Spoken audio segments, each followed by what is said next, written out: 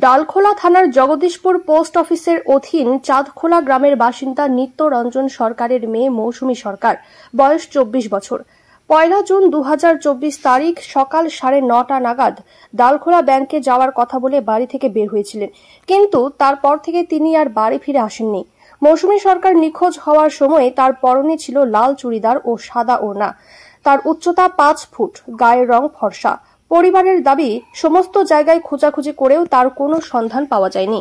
নিত্যরঞ্জন সরকার অনুরোধ করেছেন, যদি কেউ তার মেয়েকে দেখতে পান তাহলে দয়া করে এই নম্বরে যোগাযোগ করুন, 8170089548 অথবা 7076984741 এই নম্বরে।